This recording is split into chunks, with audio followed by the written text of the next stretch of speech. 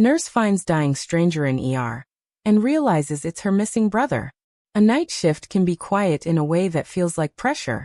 It makes every small sound stay in the air longer. Bleach and fluorescent light. The corridor outside triage carried the steady odor of disinfectant and damp paper towels, the kind that clung to hair and skin after hours. Nadia kept her hands busy, because stillness invited thoughts. She wiped down the metal rail by the vending machines, checked the lock on the supply cabinet, folded 2 clean sheets into a cart that already held more than it could. The hospital never fully slept.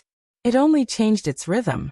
At this hour the waiting room was a low hum of plastic chairs, a flickering television nobody watched, and the occasional cough that sounded too loud against the painted walls. Nadia had learned how to move through that place without taking it home. Shoes that could be wiped. Hair tied back. Words kept short and clean. The work asked for calm, not tenderness. Tenderness came with a cost. She had paid it before in years when she stayed late for patients who had no visitors, in days when she carried other people's grief into the bus, and felt it throb behind the ribs all the way to the apartment. She trained herself to look at bodies as tasks first. Breath, pulse, skin color, pupils, pressure, paperwork. That narrow focus kept her upright. It kept her from noticing how the world outside the hospital felt thin and unfinished, like a life paused in a hallway. A call came from the ambulance bay just after 2. Male, early 20s, unknown name, no identification, brought in with head trauma and a deep cut along the forearm. Nadia listened and nodded even though the speaker could not see. She repeated the room number, set a fresh pack of gauze on the tray, pulled gloves from the box. The routine worked like a narrow bridge over a wide river. It kept her from looking down. When the stretcher rolled in, the first thing she noticed was rain and street dust under the hospital soap. A hand slid off the side rail, fingers curled, nails rimmed with dirt. The skin on the knuckles was scraped raw. A small tattoo sat near the wrist, faded and uneven. A crude star done with a needle that did not respect lines. Nadia had seen it before in a different light, years earlier, when she still believed small marks could stay small.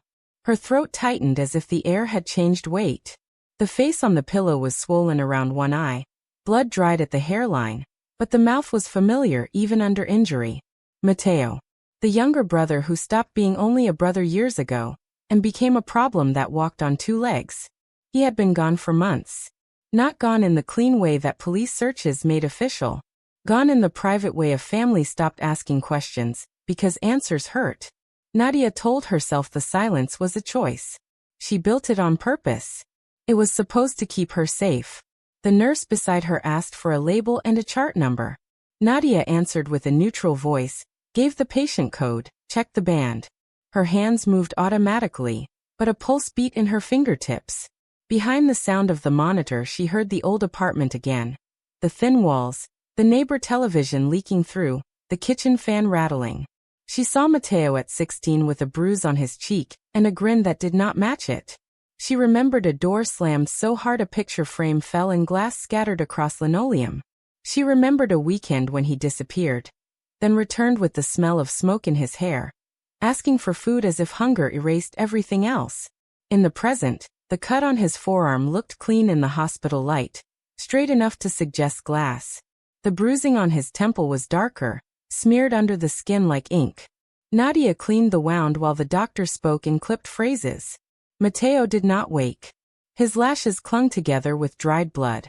The doctor asked if there was any next of kin. Nadia stared at the consent papers on the counter, blank lines waiting for a name. She said unknown. The word landed heavy. Unknown was a way to let a person vanish while still breathing. She adjusted the oxygen mask, making sure the strap sat flat and did not pinch the skin.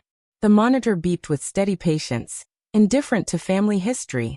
A phone taken from his pocket rested in a plastic tray with other items. The screen lit once and went dark. It lit again. A name flashed across it. Nadia's own name, spelled wrong, the way Mateo used to do on purpose when he wanted attention without admitting it. The screen went dark again and the room felt smaller, as if the walls had moved inward by a few inches. Paperwork and gravity. The waiting room clock did not help. It moved in visible steps, each minute a small shove. Nadia sat at the edge of a chair with the consent form across her knees. The paper felt too light for what it asked. A signature could open a door or close it. It could pull a person back from the edge, or let the edge do its quiet work. The doctor said emergency surgery might be needed if swelling in the brain worsened. He also said that without a known family member, the hospital would still act if life was in immediate danger. But there were decisions that could not wait for paperwork to catch up. Nadia held a pen and did not write. The pen was cheap, taken from some forgotten desk, the click loud in the hushed room. Her fingers shook once and then went still. She tried to imagine Mateo as only a patient. Male, early 20s, head trauma, forearm laceration. She tried to keep the past out. The past did not cooperate. It pushed images forward like unwanted mail. Mateo taking the last cash from a jar meant for groceries. Mateo crying in a stairwell and begging for a place to sleep. Then waking up angry. Then leaving without a word. Mateo selling a small gold chain that belonged to their mother, and denying it with a straight face. Nadia learned to lock drawers. She learned to count money twice. She learned the shape of fear that looked like love from a distance. A security officer stopped beside her chair and asked if she was family. Nadia nodded because the word was simpler than the truth. The officer mentioned a report. A man found near the river path, bleeding, some people running. A shout heard by a late-night jogger. Nothing confirmed. The officer spoke in a flat tone, the tone people use when they wanted distance from a story. Nadia saw the river path in her mind. Wet concrete. Dim lamps. The sound of water that could cover footsteps. She pictured Mateo there, and felt a brief anger at how familiar the image seemed. She stood and walked to the counter where personal effects were kept. A clerk handed her a plastic bag with a number tag, the bag fogged from damp clothes. Inside were wet sneakers, one sock missing, a wallet empty of cards, a folded jacket that smelled of cigarette smoke and old sweat. Nadia dug carefully, feeling for something that would give permission to hate him or save him. Her fingers brushed an envelope tucked into the inner pocket. It was plain, no writing, edges softened from being handled. Inside were bills folded tight, more money than Nadia expected to see on him. A small key was taped to a piece of cardboard. The tape was old and yellowed. The key head was scratched and the metal had a dull shine. It looked like it had been carried for a long time. There was also a bus ticket, damp at one corner. The origin was smudged. The destination was clear enough, the stop near the hospital. The date was unreadable, ink blurred by water. A ticket meant a plan. A plan meant intention. That did not fit the version of Mateo that lived in Nadia's head. The version that drifted from couch to couch and laughed at responsibility. Nadia held the ticket up to the fluorescent light and watched the paper turn thin. A thought came, unwanted and sharp. Mateo had chosen to come here. He had chosen to be near her.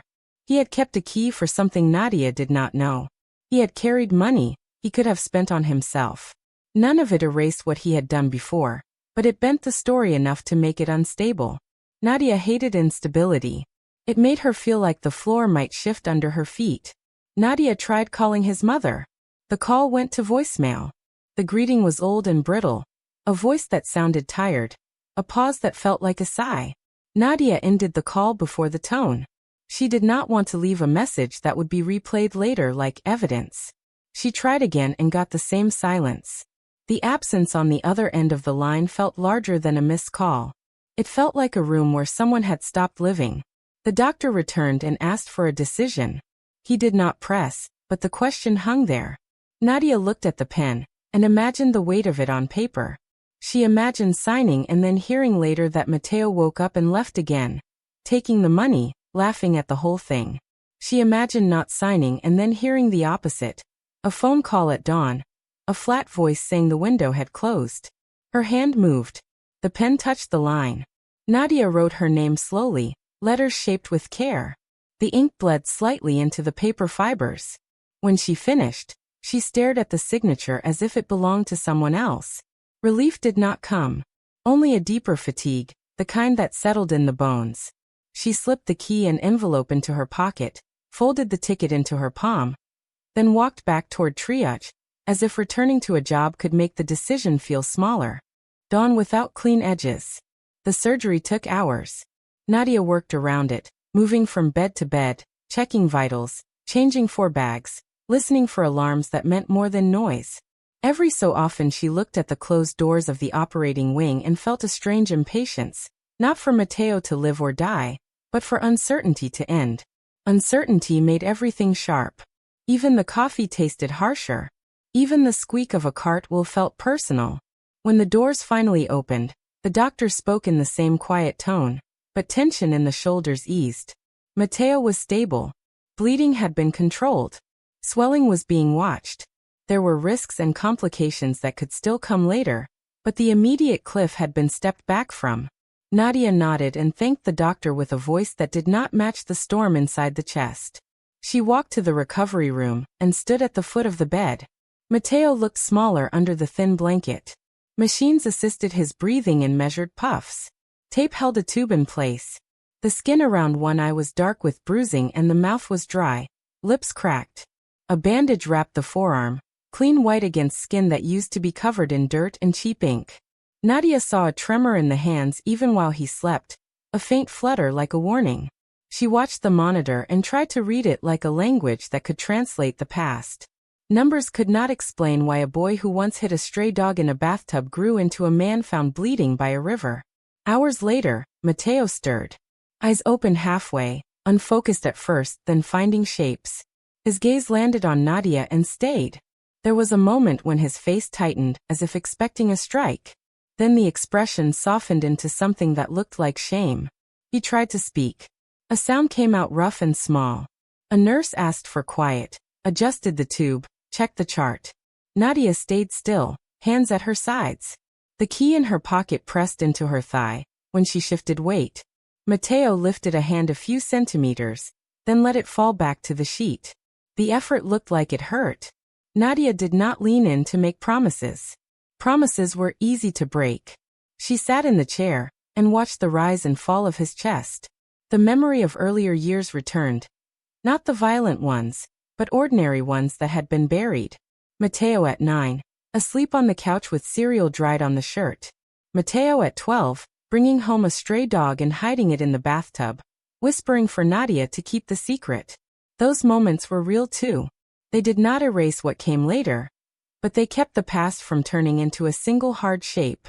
Before the shift ended, Nadia left the ward and walked into the cold air outside the staff entrance. The envelope and key burned in her pocket, demanding a decision that had nothing to do with medicine. She did not go home. She went to the last address she had for his mother, and found only a dark apartment with a mailbox stuffed with unopened letters. A neighbor pointed her toward a small rented room above a laundromat, the kind with thin walls and a window that faced a brick wall. His mother opened the door with a robe pulled tight, hair unwashed, eyes rimmed red. The room smelled of damp clothes and instant soup. Nadia did not ask why. She did not ask how long.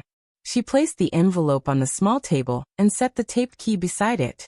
His mother stared at the items as if they were a foreign language. The hands of his mother hovered over the money, but did not touch it. Nadia turned away before the moment demanded more. Walking back, the city changed color. The sky was pale, not yet bright, light spreading thin across rooftops. A bus hissed at a stop, doors opening and closing with a tired sigh. Nadia stepped into the hospital again and smelled bleach, the same as always. The difference was inside her chest. The silence she built around Mateo had cracked. It had not shattered, but it was no longer solid. Nadia finished the shift, washed her hands until the skin felt raw, and left the building without looking back. On the sidewalk the dawn air felt cold and clean, and her fingers still carried the scent of latex under soap.